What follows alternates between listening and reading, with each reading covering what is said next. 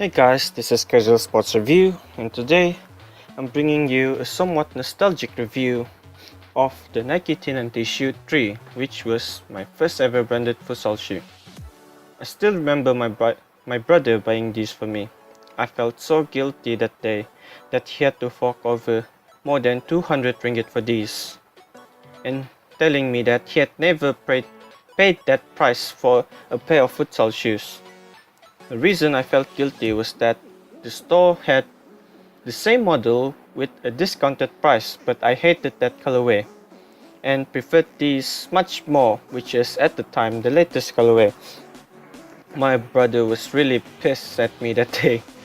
Obviously these look horrible now, but when it was still brand spanking new, the colorway was really clean. The black and white contrasting each other with the baby blue accenting the Nike swoosh. I immediately fell in love with them in the store the first time I saw them. I'll try to look up on some pictures on how these look actually when they were brand new.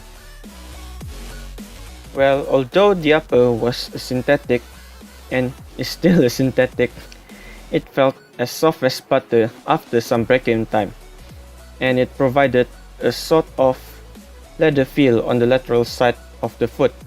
The medial and forefoot, however, was covered by the striking element, which was a little bit thinner than the lateral. The rubberized elements you can actually see here are stitched on.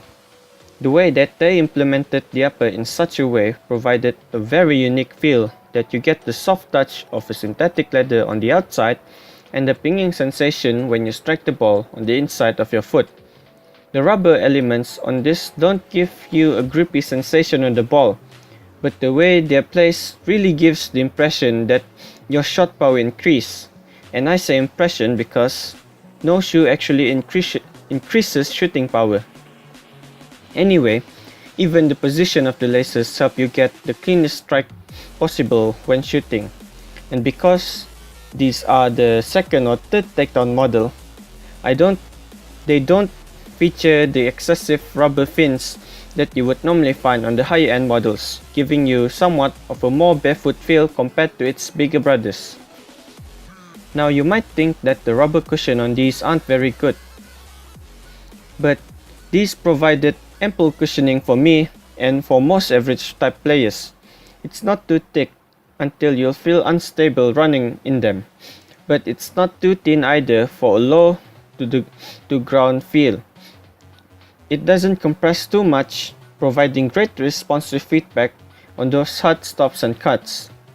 And for me, these have the somewhat of a Goldilocks effect, where it's just right and comfortable for anyone to play in. Now moving on to the traction, these provided an above average amount of it, nothing to complain about. You can see that these have gum rubber outsole, which will help you stick to almost any surface. Unfortunately, these don't fare very well on outdoor surfaces and asphalt because the rubber is fairly soft and the little knobs at the heel area do break off easily.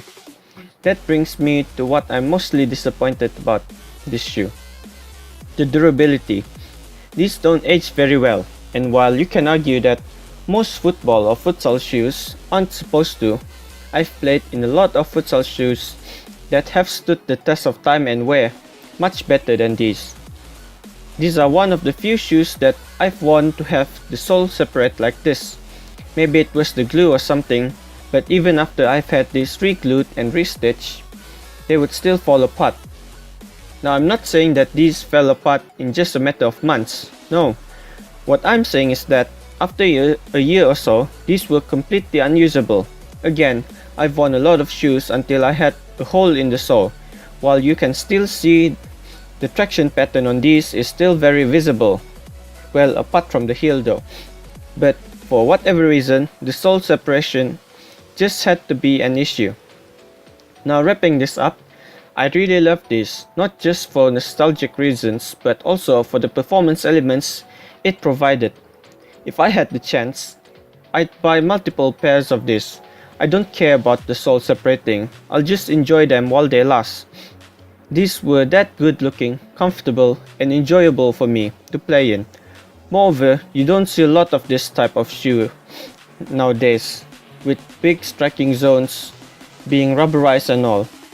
Most shoes these days provide thin uppers, even those that are marketed as power boots.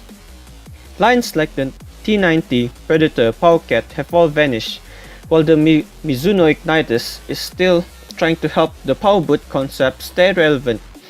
Let's just hope Mizuno doesn't give up and kill the Entice line in the future. So that's it for this sort of retro or nostalgic review, guys. I hope you enjoyed this video. Give a thumbs up if you do, and subscribe for more content like this on my channel.